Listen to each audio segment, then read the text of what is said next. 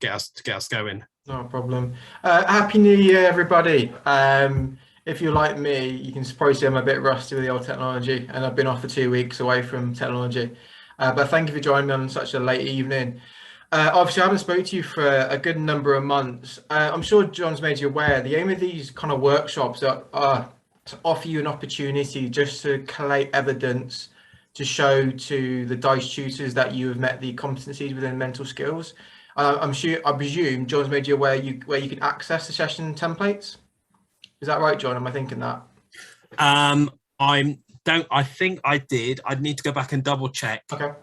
But I've certainly shared with them, and I reshared with them earlier, either today or yesterday. Yeah. I've lost track of days already, and it's only Wednesday.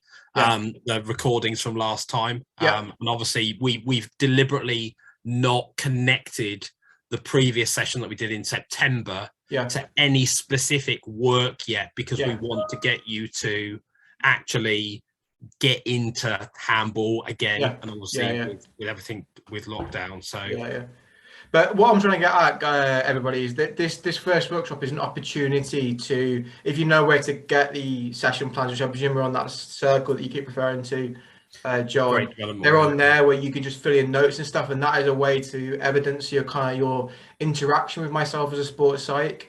Because there was lots of talks over the years that you would fill out a work booklet. Previously, it's not been the most useful or practical, so we've gone down this more informal, flexible approach where after a kind of a workshop you just kind of reflect on what you've learned and then fill it into the worksheet. If you can't find it, let me and John know, and we'll forward it over to you. But the aim would be that from today and from this month onwards, you start collating just little reflections on what you've learned, and then at the end of DiSE you would submit all those session plans that you've done. In essence, you're going to have two of them, because like I said, John said the first one isn't really connected, so in theory we'd expect to see one session plan after today and one after the third workshop, which you'll probably have, I'm guessing, maybe in the summertime. Does that sound right, John? Yeah, and also we're planning to try, and COVID permitting, we're going to plan to try and get Casper out to one of the physical camps as well at some point, so he can see you in action, and obviously then you might be able to pick up those socially distanced but more personalized brief conversations with him to kind of fit deeper insight as well, because we really and then what that would turn into, if you have a one-to-one with me, like physically, the session part would be more like a reflection of what you've taught to me about and what you've learned from it. So very, very informal, and we think this works better as opposed to trying to fill out work booklets, which I know takes a lot of time, and you guys are very, very busy as it is, so we want to make this as suitable as possible to you two, you lot anyway. So what I'll do is I'm going to attempt, as always, to share my screen, and you're going to hear the good old, can you see my slides, or can you see my screen?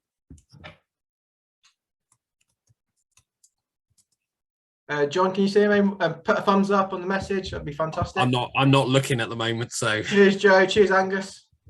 You're better attitude than John, because he's not engaging. So well done. I'm failing to multitask. No, fair enough. As you've proven, blokes can't multitask. So what I'll do is I'll go full screen. Just to make you, when I do kind of present this, I might struggle to see the actual chat icon. So it would be helpful if you are feeling confident enough to, when I ask a question or like a group conversation, just spit out whatever you're thinking. Again, chat's always easier, but for me, because I'm trying to juggle the computer and flick through slides, it's easier for you guys to speak. So if you've got your webcam on, thank you so much. As I can see, James has got his webcam on. Thank you very much. But it'd be easier if you can all verbally communicate with me if possible. How did you do it in the nutrition one? Was it the same sort of format? John says no. John's face says no. No, I was waiting for one of them to say something. Oh. I say the lack of verbal communication there is we didn't talk. It is me just trying not to answer for them. So who was on the last one? And obviously I'm mindful, Reese, that you've joined us as one of the year 2 players. You're more than welcome to stay, and same with you, Cal. You've joined us as well. But Oscar, do you want to tell Casper how Matt handled the last session? Yeah. If you can come off mute. Well, we just answered the questions in the chat. Oh, it's the question in chats. Okay, not a problem. I work with how you ever did it. So we'll do that. We'll do it via chat then. Again, doesn't mean that you're not allowed to verbally say it. But we'll go with the chat for now, and I'll try best I can do to kind of see the answers that go along. Does anyone kind of want to volunteer to be on the chat bit while we do it? Or should I just try to multitask? Okay, I'll multitask. I'll try and give you a hand as well, Casper. No problem. So obviously last time we spoke about 4 months ago, I introduced everybody to just the idea of kind of what it would be like working with a sports psych. And the general rule was we improve your mindset so you can perform at your optimal level. Kind of that's the general rule of thumb. And we looked at kind of explore what mental skills training was all about. So what I thought would be nice today as your second workshop was to kind of delve into a little bit more something a little bit more specific. Look at how can you manage your automatic performance thoughts. So when I say the word automatic, it's a little bit different to like being consciously aware of how you think. Automatic means things that pop into your head without consciously telling yourself what to do. And these thoughts are kind of the main thoughts you have kind of day in, day out, every minute. And you're not always aware of them, and they can be very, very destructive if they're not the right type of thought. So I thought it might be quite handy for you guys to learn how do you manage those automatic thoughts when you're performing, which can be a very, very challenging situation. So kind of the general gist of this is kind of 3 aims. First of all, is when it comes to managing your thoughts, the first step is being aware of what you think and how you think, which a lot of people can struggle with because it comes down to self-awareness. So first of all, we look at a little bit around kind of reflection skills. We'll then move on to how can you identify the thoughts that help you so you can replicate them, and how can you identify the thoughts that aren't helpful, so to prevent them kind of impacting performance any further. Then finally, the third step is kind of how can you sustain that positive mentality, that helpful mentality, because ultimately as performers, you want to consistently perform at the top level. So that's kind of general gist. Learn about what thoughts are, be aware of what thoughts you typically have when you perform, and then learn how to manage them. So does anyone remember this little kind of triangle that you've seen on the slides? Kind of nod. I can see James. James, if you nod for me, I'll get that as like, you know, what you're seeing. Good stuff. So in simple terms, the reason that we focus on the psychology part of it is because your thought impacts how you feel, and then the way you feel is going to impact how you perform. So really, really simple question here. If you're feeling really negative and stressed out and nervous, how are you going to physically feel from those negative thoughts? What is going to be the physical responses to those stressed out, anxious thoughts about your performance?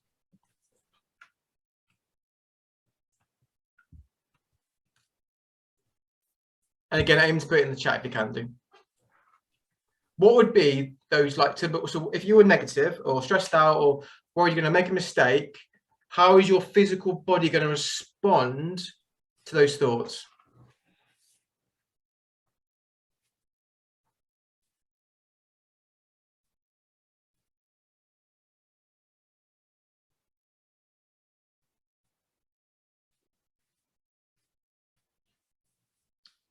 Thanks, Feel less Angus. responsive. Okay, Angus, could you just clarify? Do you mean like you'll be slower? So you'll get a situation, you might not react as quickly.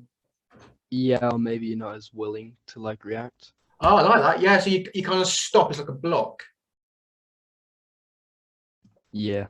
Okay, sweating. Yeah, great on performance might drop. Yeah. Rico, why would your performance drop? Give an example of how your performance might drop in terms of the levels.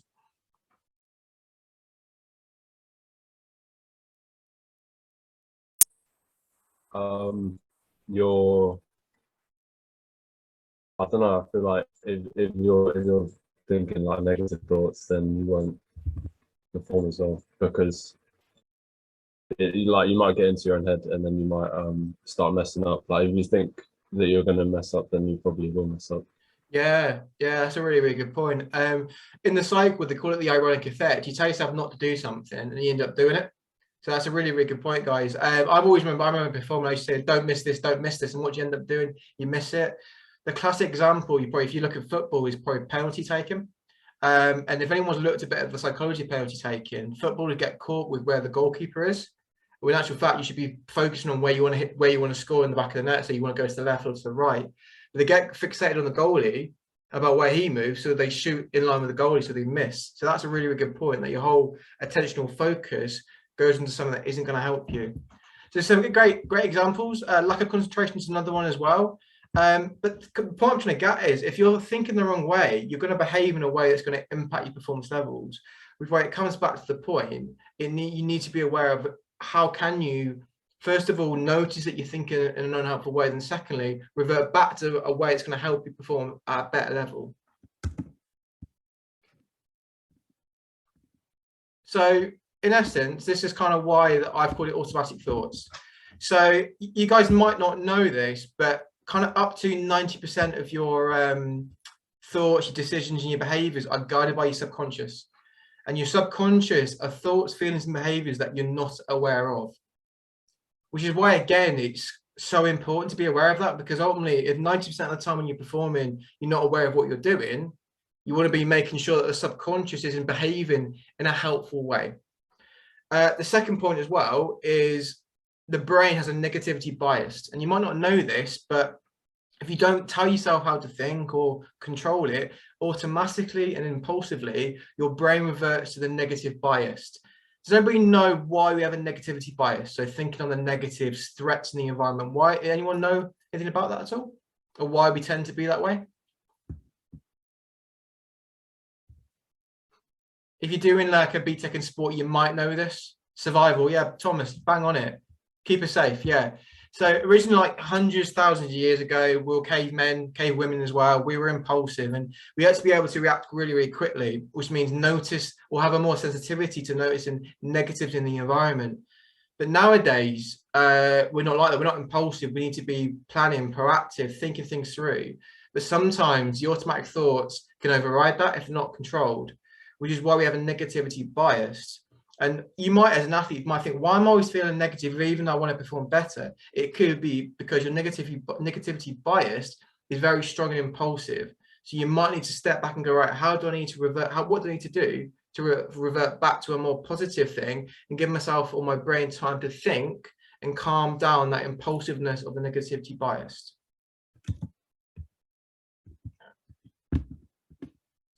So in simple terms, these are the three things that you want to be thinking about when it comes to kind of knowing how you think and how it impacts your performance. There's three things that I would encourage you to think about when you reflect.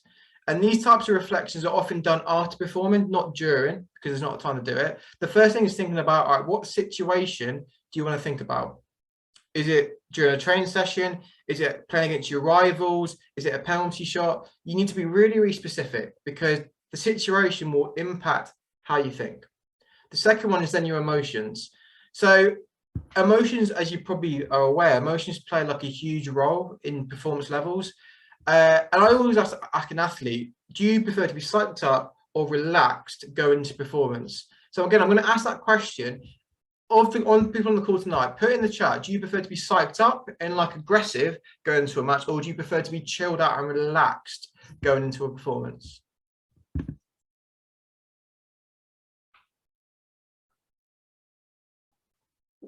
Psyched. I like how you spell that, Heidi. Psyched, S-I-K-E-D. Psyched, yeah. Relax. So, psyched again. Both. Okay. Interesting. Both. Both. I'm guessing when Georgia, for example, when you say both, I guess that might depend on who you're playing or the situation. Okay. So again, though, to be psyched up versus relaxed, they require different types of thoughts.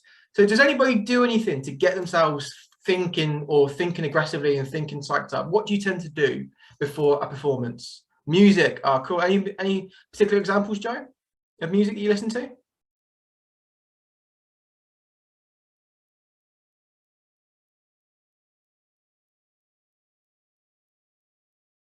Hard drill. Depends on mood or one. Okay. Let's say you want to be really aggressive against your rival. What would you listen to? Again, that question is open to anyone. If you want to be feeling really aggressive, what type of thing would you want to listen to that you know always gets you in the mood?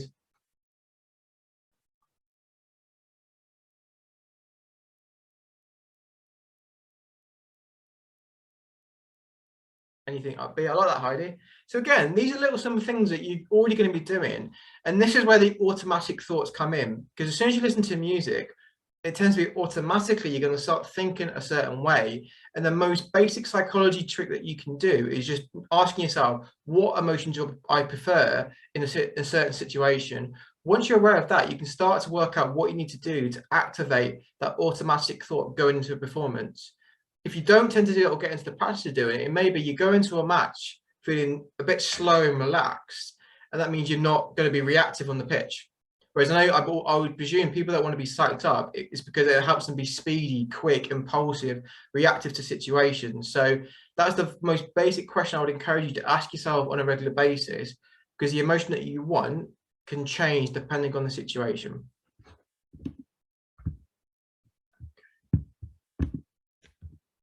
So, first thing, when it comes to performance thoughts, there's 3 areas that I like to think you can think about. First of all, there's thoughts that you have before a match.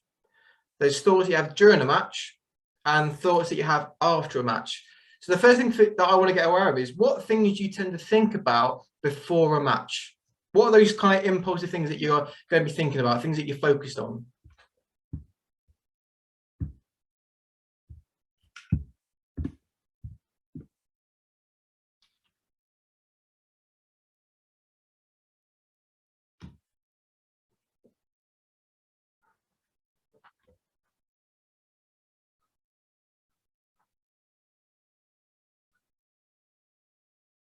It means you win the game. I like that. Positive thinking. Having fun in the match. Okay. Winning. How to play your role. I like that, Angus. Good example. That's like performance goals. Yeah. Oscar, just performance. Dead simple. Holistic. I like that, Oscar. Simple. Nice, Rico. Yeah, perform well again. Can anyone be a little bit more specific when it comes to performance? Is there any particular skills that you may be concerned about? Highly, I like that. Personal and team performance and improvement. Nice one. Putting in the effort. I like that, Rico. Yeah. Application of effort. Good one. Any particular skills? So what is the most important skill to you as a performer that you want to excel in the game? And again, that might depend on the role that you play. Anyone give a few examples?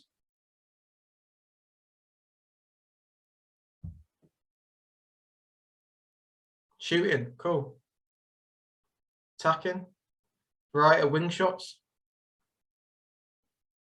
Height in jump shot. That, I tell you what, that is specific, Emily. Thank you for that one. Anything else?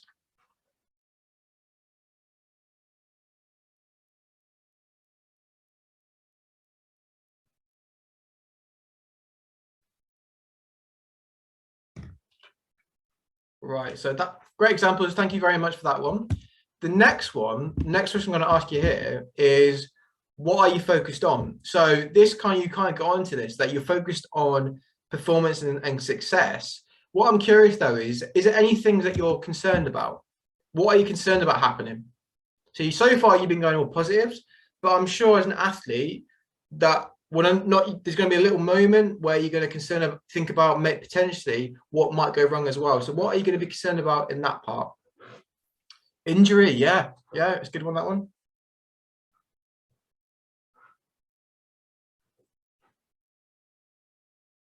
Failure.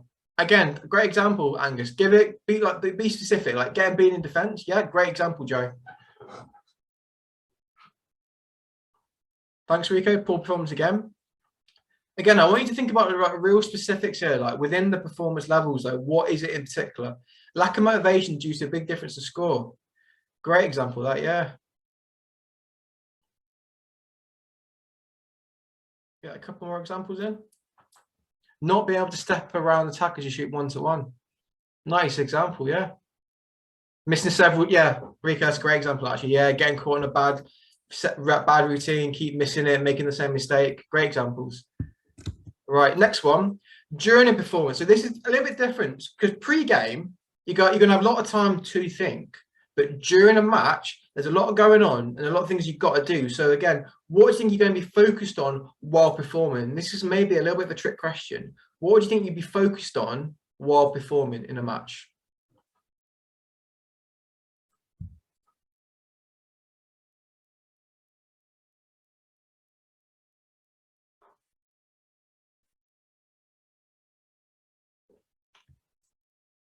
How the team is performing as a whole. Yeah, I like that cohesion.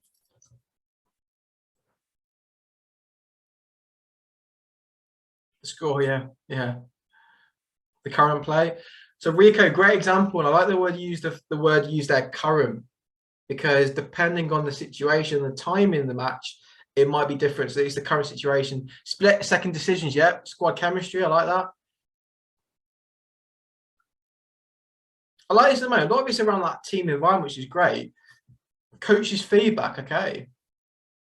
As athletes, how hard is it to take on board coaches' feedback while performing? How hard is it?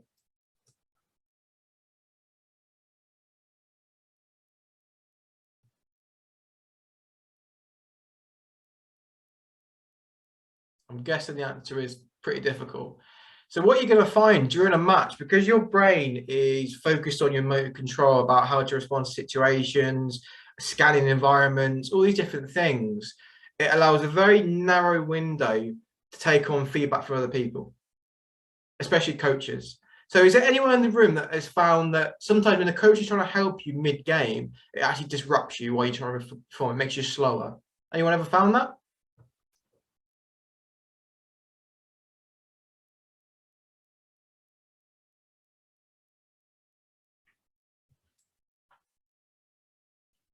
Thanks for your honesty, Joe. Again, so it's one of those things. So again, as athletes, be conscious of this. Some athletes have the ability to very quickly take on board information, translate it, and then apply it. Whereas other athletes, not because the intelligence is lower, is they work in a different way, so they can't take on feedback.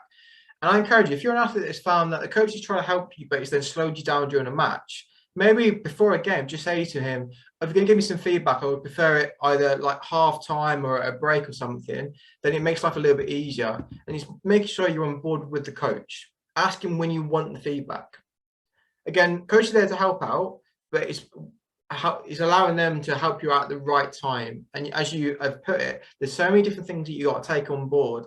Like the example you gave about split-second decisions, getting feedback from other people, including your teammates.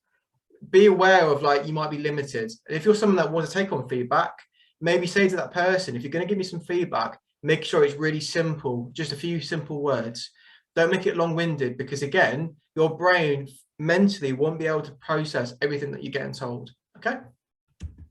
Next one. How long will you focus on that one situation for? How long would you focus on it?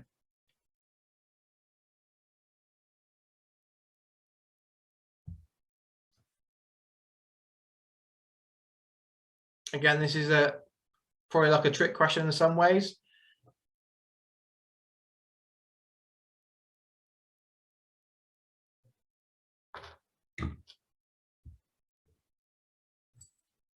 Not very long. Yeah, Angus, period of game when it applies. Yeah. Heidi, great example. Just while it's happening. Yes, James. So again, period of game while it's happening, so why it's relevant. Pretty much, yeah. It's very, very split second, as a few of you said, a few of you mentioned. Again, though, it can happen as well, though. If you make a mistake, though, you get caught up in the past. So it depends on the athlete and whether you are in the present moment. If you have that ability to stay in the present moment, great. You'll be focused on it only while it's happening. But if you're caught up in the past or the emotions get in the way, that's when the focus of that one thought or situation can start to last a little bit longer. Which again comes back to my point around why it's so important to be aware of how you typically think and that negativity bias. You might be an athlete that is so emotionally driven and so passionate about sport, you sometimes get caught in the trap of getting caught in the past when you make a mistake. But as you've kind of talked about, there's so many things happening and things changing all the time. So if you're one of these athletes that gets caught in the past a little bit, it's all about, right, how can I stay in the present moment? How many things are you focused on at one given time? So I know it's like a bit of, because how many things do you think can you focus on at one given time during a match?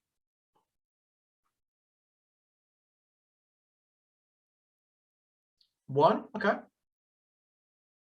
Couple, Angus, yeah.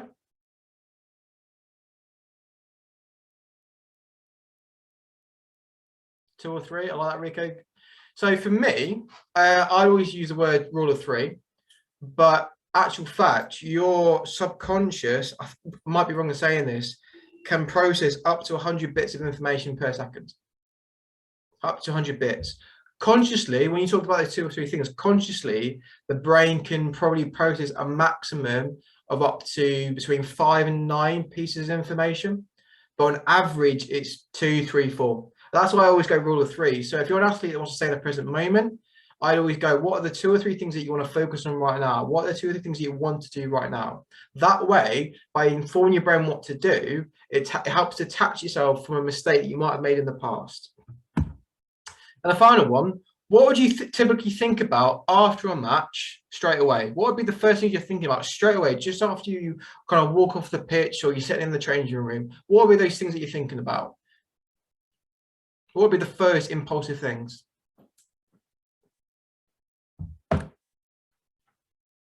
What you could have done better, yeah. The result, yeah. Reflection of the game, what went well, yeah. Improvements. And you might find, yeah, what you did wrong or well. What would you say often comes first? The wrong or the well? Or the wrong or the right? The wrong, yeah. The wrong, yeah. And again, it might even be you even win, but you think on the wrong. And again, what is the downside or the impact of getting automatically thinking about one mistake, despite the fact you might have won a game? What is the kind of the risk or the disadvantage of getting automatically caught up in a mistake you might have made as you walk off the pitch? Drops your confidence, demotivating, yeah, great example, Oscar. Just too negative, yeah. In simple terms, your emotions, because they're so intense, it can distort the reality of what's just happened. And you might find that. And that's why I put in the question, what do you think about after a match versus 3 days after you perform? Because typically your brain, this sounds, I know it's a bit of a weird stat, but your brain typically needs about up to 48 hours or 2 days for your emotions to calm down, to then allow you to fairly reflect on what went wrong and how to improve and what you did right. Okay, so that I would encourage you to think about when you're walking off the pitch and you're feeling these intense emotions. Don't go with them too much. Just allow them just to kind of filter out and express them as best you can do. Don't get caught up too much about reflecting. Just ride the emotion a little bit, and then when you want to get to reflecting on what you did wrong and what you did right, give yourself a day or two to allow yourself to calm down. That way you can manage your emotions better and also manage the impact of that negative emotion that you talked about. Okay, so moving on now, we've talked about all these different thoughts we're having, and you've obviously gained the impression that thoughts can change depending on the situation. The key thing when it comes to managing it is making sure we are moving away from irrelevant and unhelpful thoughts, maybe neutral, but neutral can be beneficial, and moving towards how can we replicate relevant and helpful thoughts. And I don't use the word positive and negative, because a good example of this, you could be thinking about a positive memory from the weekend where you would see a film, saw your mate. But if you are thinking about that during a performance, that's positive but not helpful. It distracts you. So when it comes to thoughts, what I encourage you to think about is what thoughts help me? Because negative thoughts can help you. So for example, some of you mentioned that you love being psyched up before going into a match. And I know from experience that some athletes like to think negative things because it rolls them up. So in that context, the function of the negativity is to psych you up so it's relevant and helpful. So try to move away from positivity and negative and get into the habit of thinking, all right, what can I do to help me? And what can I do to move away from unhelpful thoughts? So could we give any examples of any helpful thoughts that could help you going into a match? What thought could help you feel ready and prepared?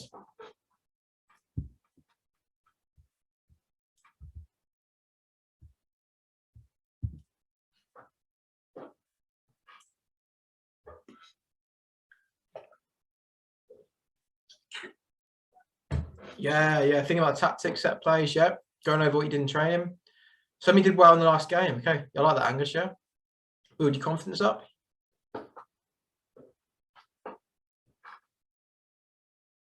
Something that you are going to improve on, okay? It's like a motivating goal going into something. Guys, these are some great examples. Given it's like 8 o'clock, you are doing amazing on these answers. Because if I was in your shoes, I'd probably be in bed watching Netflix. So you're doing well.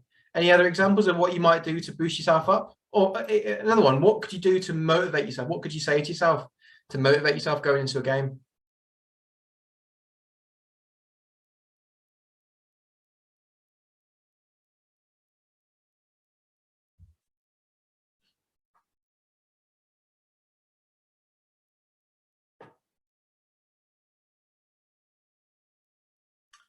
James, I like that. So that's an example of turning a negative situation into a positive. So that rolls you up. I like that one.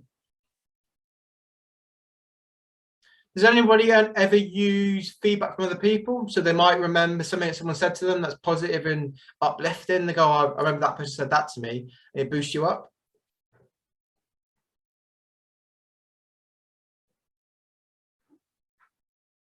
It was sort of a rhetorical question, I guess, in a sense. But I mean, I presume the answer is yes. Often for us, it was always, I always use probably a positive comment from my coach that he might have given to me during my training. And go, all right, a coach said that I did this well. So if he's saying that I did that well in training, that gives a suggestion I could do it well during a match. So a great way of doing this is if you don't believe your own thoughts or you don't believe your own voice, sometimes you can help to move away from that, your own perspective, and go, all right, what have other people said to me? What are the positive things that are helpful and positive? Because you're going to believe them more than you're going to believe yourself. Often that's the case. Because as humans, we're our own worst self-critic. So athletes tend to get into the habit of before a match, let's use coach feedback, parents, partners, friends, fans, use their positive feedback to uplift yourself and get yourself believing in yourself going into a match. What could be an example of a neutral thought during a match? What could be an example of a neutral thought? So something that's maybe not connected to the game.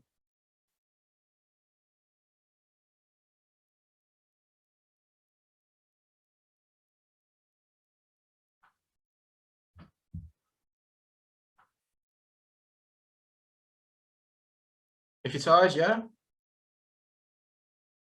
Interesting with that one, because I mean, sometimes if you're tired, sometimes it's important to listen to if you're tired, because if you've got an opportunity to like get a quick drink or a bit of food in you, then obviously you respond to it. But yeah, great example if it's not appropriate, yeah.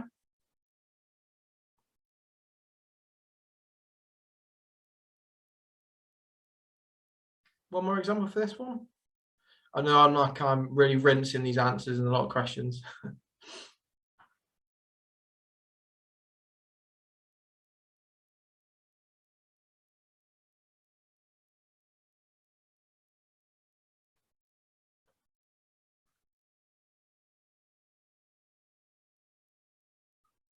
Anyone else, or am I going to jump in here?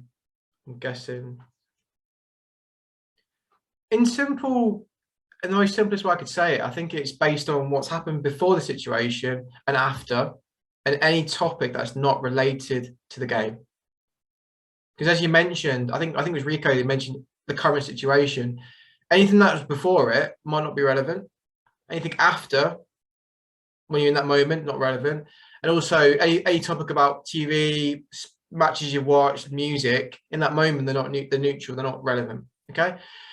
But where could you see a benefit of focusing on something neutral? Where could it help you to focus on something neutral that's irrelevant to the performance?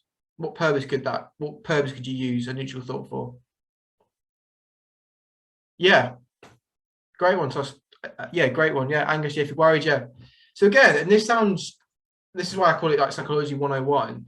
If you're caught up in a mistake or something that's worrying you, just for like a couple of seconds, ask yourself a random question about what you've watched the night before, or something's going to happen something afterwards, something that's irrelevant, because it detaches yourself from that negative mistake, or it reduces the intensity which allows you to move back into the present moment. So another little strategy as an athlete is use neutral thoughts during games when you make mistakes. Detach from that situation, think about something random for a couple of seconds when you've got the opportunity to help you refocus. And it's a really easy way of doing it. You might have to do it a couple of times, depending on the intensity of the emotion. But once you've done that and you've calmed yourself down, you can then press the reset button. Again, I'm not going to ask examples for the irrelevant and unhelpful thoughts, because you've given plenty of examples on that.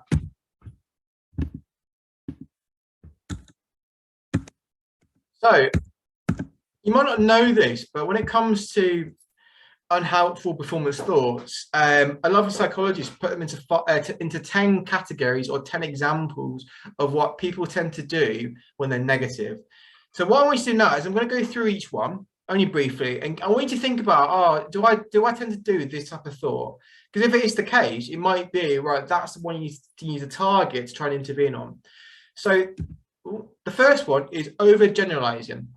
And what this means is, if you take one bad example where you make a mistake and you go, right, I missed a shot.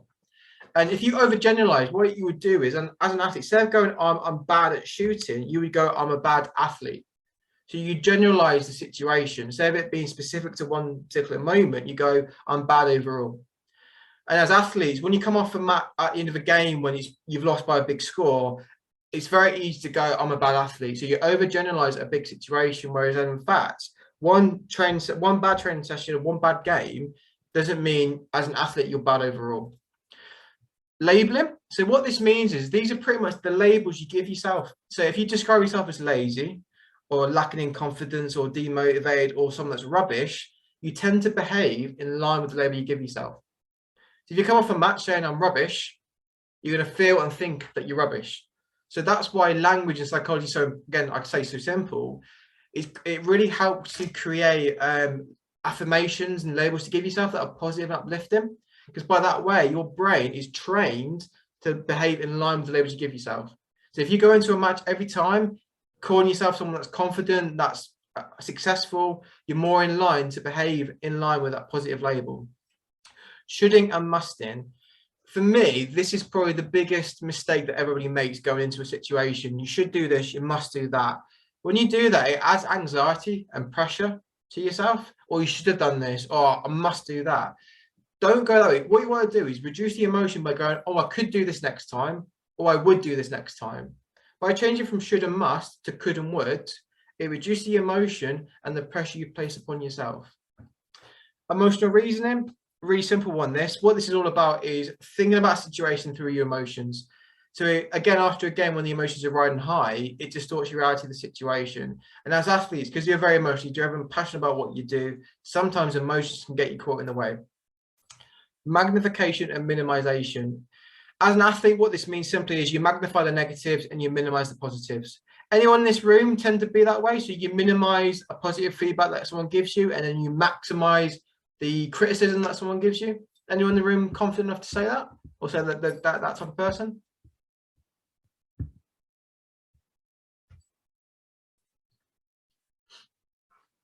Angus, thanks for honesty. Not you. Yeah. So of us, again, that often will come down to just simply negativity biased. It's not something that you've got a fault. It's just as an athlete, we're trained to be that way, and that's why as psychs, and you might get fed up of us saying, think about the positives, focus on the positives for longer. The reason we suggest you do that is because we need to fight against the habit of minimizing it, because looking back on positives and strengths and successes helps build you up, whereas minimizing it and maximizing the negatives too much can destroy you. Okay, so the other 5, and these are probably ones that you might do as well. Mental filtering, which is very similar again. So this is all about what you tend to focus on. So if you come back to during a match, what do you want to focus on? Mental filtering is more around tend to focus on the negatives and completely ignore the positives. Very similar to magnification and minimization, but the difference with this one is you completely ignore the positives. And again, with this, that destroys confidence, the ability to keep going, persistence, mental toughness. So that can be a really, really destructive one. Jumping to conclusions. So again, we've all done this.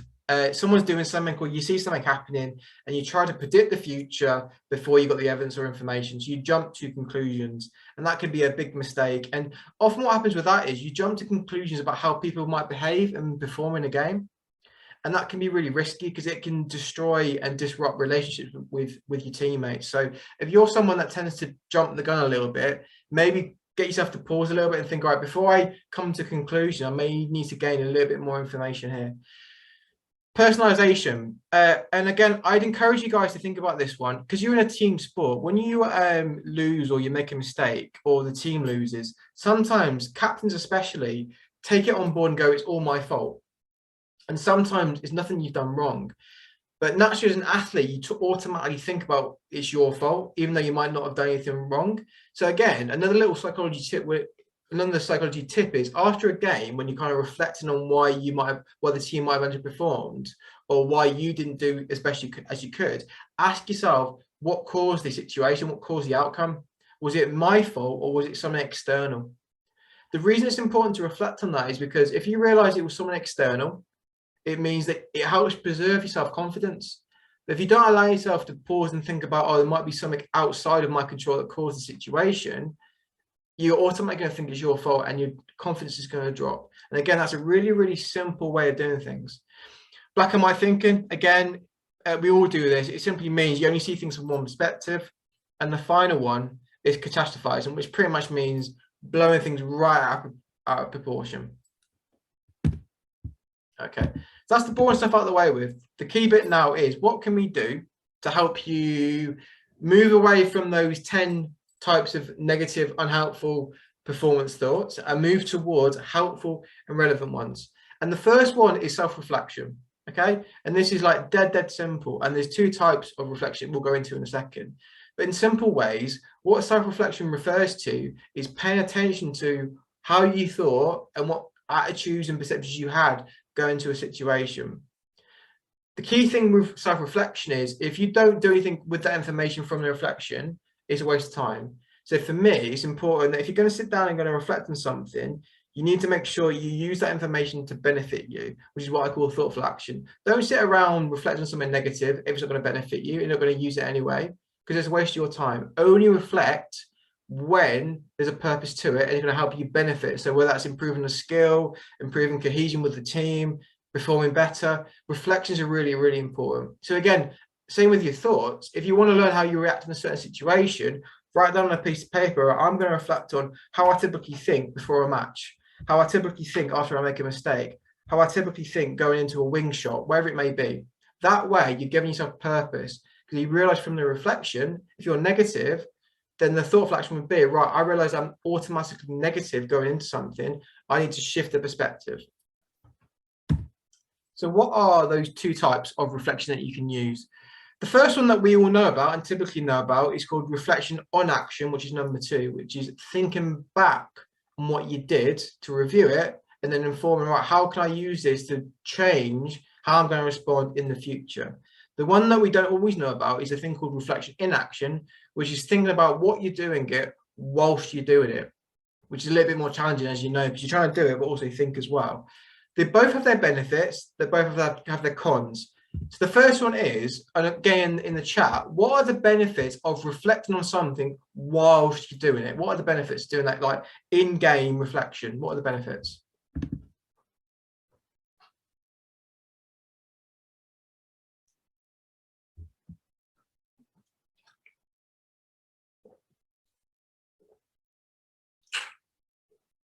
Yeah, you can change what you might do. You can change what you might do wrong. You can remember exactly how you feel. Yeah, so like the accuracy of the recalls very, very high. Immediately try to improve it. Yeah.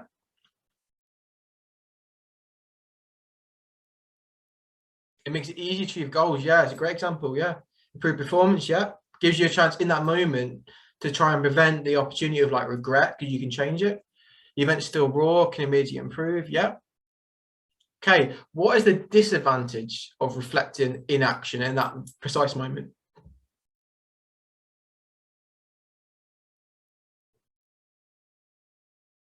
Could be a distract. Yeah, Rico. Am I saying that right? I'm conscious I might be saying it wrong. Rico. Okay, just double checking. Yeah, you lose focus because remember it's very, very current. You're only thinking about 1 or 2 things and it throws you off board. Sometimes if you get information about how you want to react differently, do you think you have enough time to make a change? Sometimes you do, but sometimes you don't. So that's the risk. Any other disadvantage of reflecting in that moment?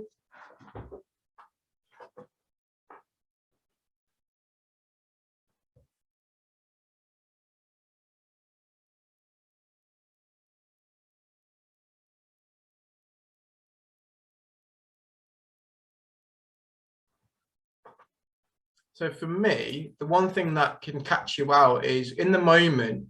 So depending on what you're reflecting back on, your emotions can distort again what's happening because it's very intense. So if you made a mistake and you maybe made like I think one of you may give an example of constantly making missing shots or not scoring. It might be after the 4th failed shot, your emotions are riding very, very high and very intense. So looking back on it in the moment, even though you want to make a change, you might make the wrong change because your emotions are very, very high. So that's one of the disadvantages of reflecting in the moment. So we'll move on now. So what would you say are the benefits of reflect? Actually, we'll do it reverse. We'll reverse this. What are the disadvantages of reflecting after a match or after something's happened? What are the disadvantages of that?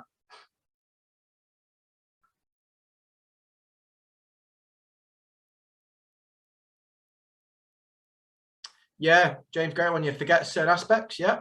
Too late to change. Yeah. Not remember all the details. I like that. Remember differently. So it could be that either perspective is more helpful or more unhelpful, depending on how long you're reflecting after a situation. Okay, great examples. Pretty much that's the general gist of it. What are the positives? So again, what are the positives of doing it after?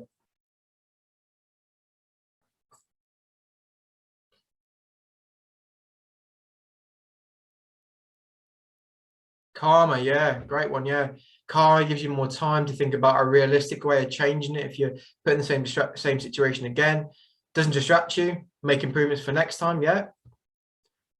You think more logically. I think for me, that is a great one. So again, when you come back to that impulsiveness where you're doing that survival negativity biased, it's because your emotional parts of your brain are running the show first.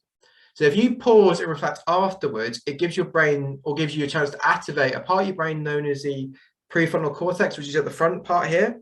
And that's responsible for reflecting, making changes, being calmer, and walking through situations. So that's why reflecting afterwards allows you more time. But that part isn't impulsive. For that to typically kick into gear, you have to tell yourself to reflect on it, whereas the emotional part is impulsive. So again, with the brain, it's all about asking yourself and doing it at the right time. But again, it's a great example. Okay. Again, as we've gone through this, it's about, the reason I've asked you to think, or encourage you to think about the different types of reflections is when it comes to reflection, which you guys do a lot of with your coach education, your training, your nutrition, everything, it's all about reflecting on your goals. And it's all about reflecting at the right times and doing the right type of reflection. For me, what I would encourage you to do is you reflect after a game. And I personally try to encourage athletes not to really reflect whilst you're doing it. Because athletes that can do that successfully have worked hard to be able to do that. For me, all the thinking that you do, all the reflection, all the preparation is before and after. So I would encourage you, if you can do, to try to, if you can, focus main part of your reflections after a game and before. Okay, so here's an example here of like the shift with like reflection. So has anyone ever heard of an acronym called ABC when it comes to psychology? You might have heard of it. I don't know. Anyone heard of it at all?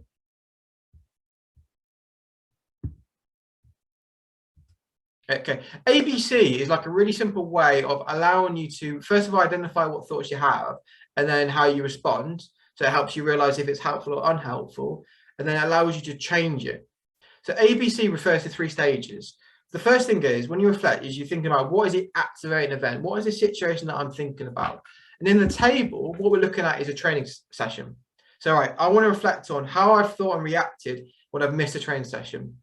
So how I thought in response to missing training. The belief was I'm going to be rusty and perform poorly when I return to sport. So that's a classic example that we all get. As a result of that, the C refers to consequences of thinking a particular way. So was it helpful or unhelpful? It's in red because, as you can see, that leads to poor effort, motivation drops because you're worried you're going to perform poorly. You might even avoid it altogether because you don't want to feel that performance anxiety. You become emotional. So that's the ABC. So that's that first reflection, right? What's the situation? How did I think in response to that situation? And how did it impact me? In this reflection, typically we would have gone, right, as you can see, if I keep thinking that way, well, I'm going to be rusty and talking myself down and being negative, it's only going to negatively impact my performance. So what I've got to do is I've got to change the B bit. I've got to change the belief that has occurred during or after that event. So with this situation, what we've put here is the other thoughts we can have could be, it's completely normal to have missed training due to the current situation regarding COVID-19. So this is a great example because a lot of people are isolated. For me, I had COVID for 2.5 weeks, couldn't go anywhere, went back to the gym, my performance suffered and dropped. But what I did to try and allow myself to not feel demotivated was just saying it's completely normal. So you normalize a negative situation, which reduces the emotional side. I've also put there, I can make up missed training by practicing some of my skills at home. So again, doing the extra work. So if I do more work, it means I'm going to feel more ready and prepared going into training once I return. By changing that thought that occurred after the event, that then leads to a positive consequence where I feel calmer when I return. I'm looking forward to it as opposed to feeling negative and anxious. My effort, my motivation, and my confidence will all increase. So we've brought this all together now. We've talked about reflection and thoughts that we can have after an event, but the ABC is the first way of changing how you typically think going into the events next time. So if you reflect after, the ABC is a very, very simple way of doing things. Choose a situation, think about how you thought after the event.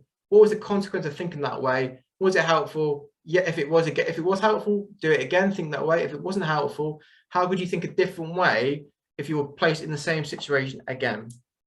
Does that make sense to everybody? And see, that could be of benefit to you if you were to use it in your own training sessions and own performance.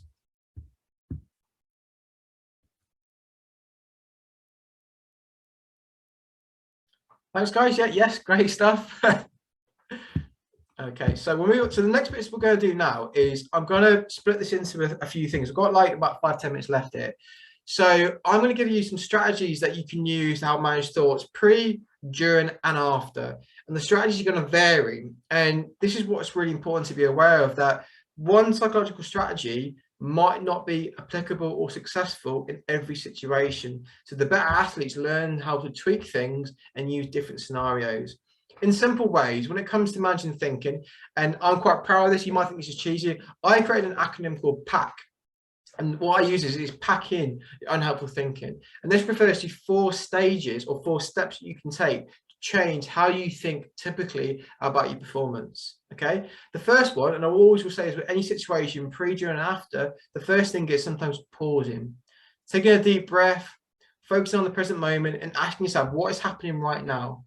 As you mentioned, it's important to focus on what's relevant in that situation or that current situation. So by pausing, taking one deep breath, it makes all the difference. That pause can happen in any situation. During a match, you won't move any further than probably pause and accept. You won't choose and commit because you haven't got the time for it. During a game, you'll be focusing on, how can I pause, accept what's just happened, and move forward? I can do that by taking a deep breath and focus on what's happening right now. The accept bit is probably quite a challenging part of it. How can you detach yourself from an emotion after making a mistake, especially if it's quite intense? Same again, it's all about how you normalize it. Oh, it happens, it's one little moment. What's important right now is me getting back up and moving forward, not backwards. So a really simple way. With that deep breath and just pausing, normalizing, and kind of being compassionate towards yourself, that will help speed up that reset mode. The choose and commit, those steps come into when you're reflecting afterwards. So when you're reflecting after an event like the ABC, you've gone, right, I'm going to pause myself, relax. I'm going to then reflect. I'm going to accept the mistake I made. I'm then going to choose a thought or a thinking pattern that's going to help me perform better and make the right decisions, and then commit to it. By doing the commitment part, you stick with it and you believe in yourself when you speaking positively. Can everybody see how simple and how that, again, that could be helpful moving forward with your own thinking patterns?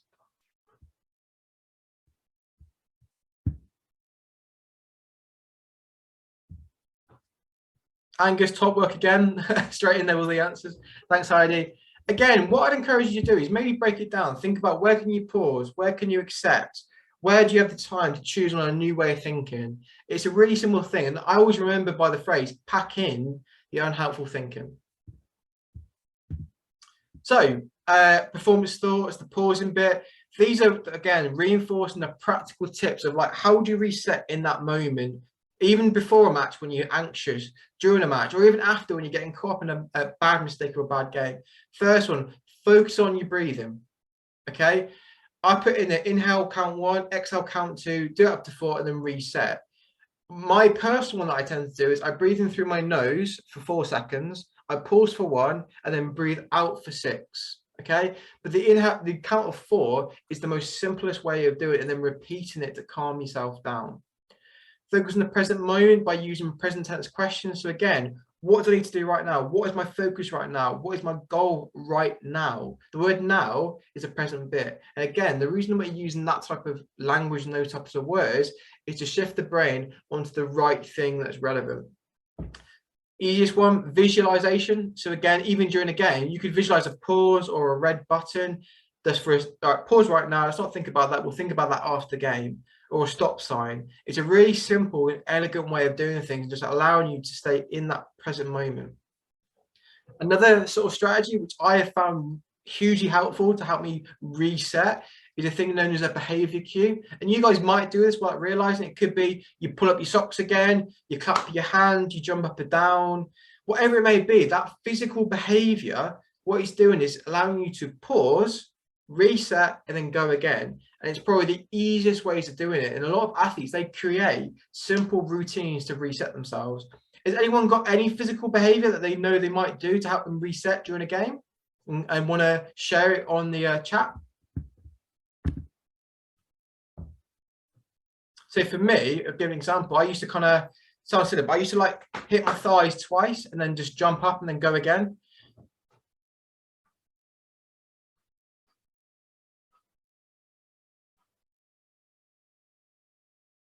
Again, you might be more familiar with probably like a physical behavior you maybe do before a match, potentially. Do one quick high jump. Yeah, great one. Does anyone like maybe tie the shoelace up in a certain way? Pull the socks up, yeah?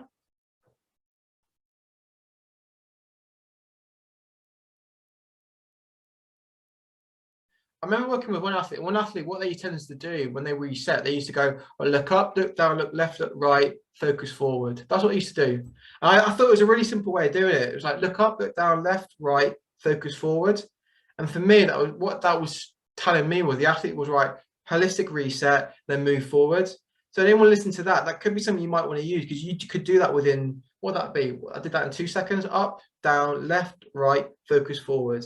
It's a really simple way of, right, let's just reset. But again, that technique was relevant to the athlete and it might be relevant to you, but I'm just trying to give examples of what you could do. So moving forward, if you know you're someone that can get caught in the trap of focusing on mistakes or get overly anxious before a game, just think about a physical behavior or even a little routine that you can use to help yourself reset.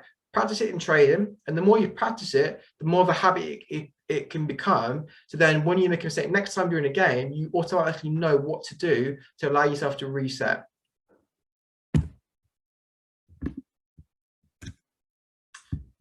For me, this one is pre. So what I call it, we call it the ape approach. So you remember yourself as a monkey. And what it is all about focus on the controllable. So the 3 things that you want to be thinking about, so the pre-performance thoughts or those automatic thoughts, are first of all attitudes.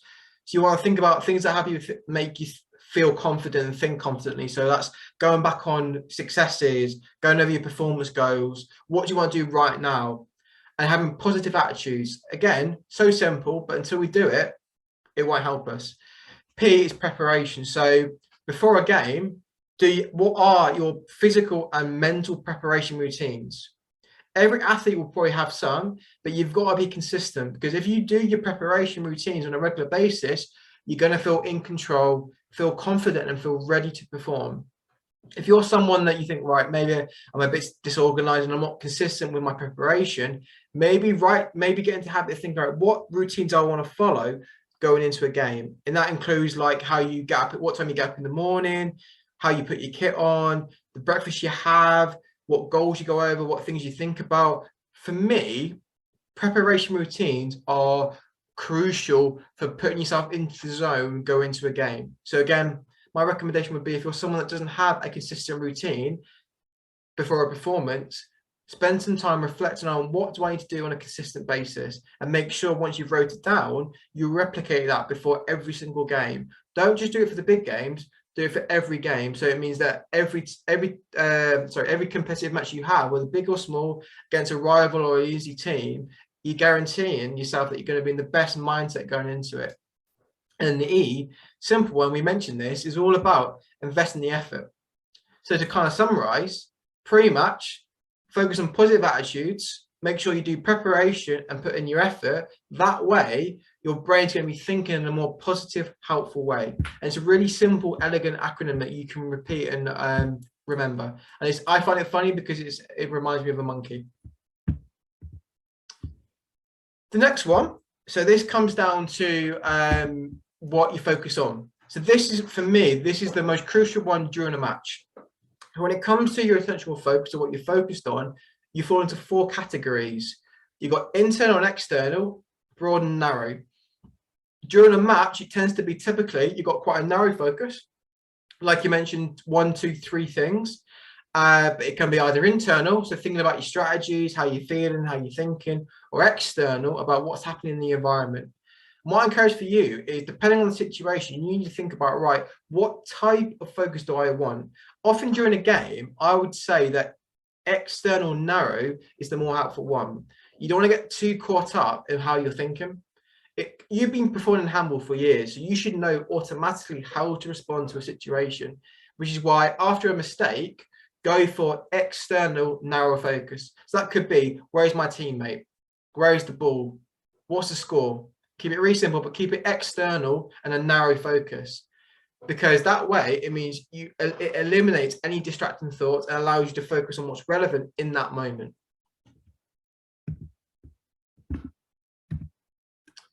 So afterwards, and then this comes back to kind of normalizing, getting comfortable with those negative situations. When it comes to getting good at this, the first thing you've got to do when it comes to reflections back on an event, treat it as if you're watching yourself on a TV. That's why video analysis is a really great way to help preserve confidence, because it's very objective. So you've paused, you notice, and you observe things. Don't be emotional. Just start off by just looking back on what's happened. That's why I always say consider the event as an external factor, like watching it, because that way it helps remove the emotion, which then allows you to more fairly reflect on it. This next step would then be normalize it. It could be that if you're reflecting on a negative event, it could be quite overwhelming or quite traumatic because it was negative, or you had an injury, or it was a big loss. You need to make sure you normalize that event so you get comfortable with those emotions by just going, oh, right, do you know what? Things happen. It happens to all of us. Every athlete in the world has had negative events, and it's important to get comfortable with that so you can then move on to accepting it. Okay, but that is a really, really simple thing that you can apply, or approach that you can apply when reflecting after an event, and especially having a reflection about a negative situation. Okay, so we're kind of getting towards the end now. I know I'm keeping you a little bit over. That was John's fault because he was talking. So the final one is choose. So when you're reflecting after an event, you're then going, right, when I'm thinking about what's gone well, those are things I'm going to choose on focusing on. Okay, what things do you want to think about that you know are going to impact your performance next time in a positive way? So a couple of examples here that you can do. It could be evaluate what thoughts help you focus and stay confident. So that could be pre-match, what do I need to think about that gives me confidence and gives you motivation? It then goes, right, identify relevant, so I can't speak now. Identify relevant thoughts. So again, an example of this could be performance goals. What do I need to think about right now going into a match? During the match, it could be the rule of 3. So to start a match, what are the first 3 things that I want to do or succeed in going into the match? Keeps life really simple, really narrow. So that's an example of internal narrow focus. And that way as well, it helps you eliminate anything that's distracting. And the final one, and for me, this is my probably most favorite one, is a thing known as positive possibilities. Typically, if you don't control your thoughts and your feelings before a match, automatically you start to get anxious, worry about making a mistake. Flip it on his head and go to yourself, right, what could go well depending on my past? So if you had a good training session or a good game, what are the possibilities going into the future based on those prior experiences? What you'll go is, right, well, because I had a good training session last week, that's given me the impression that I'm going to do well in the game. But until you tell yourself what could go well, automatically you will tend to think about what might go wrong. Final one, like I said, commit to it. Once you've realized what helps you think positively and helps you improve and perform better, commit to it. Gain that perspective, think about what you can gain from those positive thinking patterns and why it's going to lead to a more successful and more consistent level of performing. Okay, that's it, guys. Again, I've left a few kind of goals on there that you can go forward moving into, kind of just summarizing kind of what we talked about today. for me, the whole point of reflecting and being aware of your thoughts is about replicating those templates for success. So what I mean by that is what thoughts will help you consistently perform better. And the key thing for that is reflection. But I'll leave it there. Thank you so much for engaging with this all. I've really enjoyed kind of chatting to you again. Like I said, there's loads on there, loads of information. And I am conscious it's one of the first sessions back after Christmas. So take the time to flick through the slides, look over this recording, and then use the information to benefit you and to get into the habit of thinking in a more positive and helpful way. Thank you so much. Any questions at all?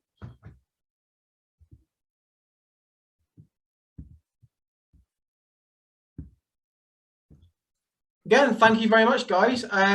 John, is there anything you need to say before we allow them to get off? Yeah, just quickly, two things. Well done, everyone, for staying with it. Again, appreciate that it's an intense 2-hour session and we didn't really give you a chance to get a bit of a break. So hopefully, whilst the cameras were off, you're able to nip out and do whatever you needed to do and get back on. I've put in the chat what the tasks are to do for the 1st of February.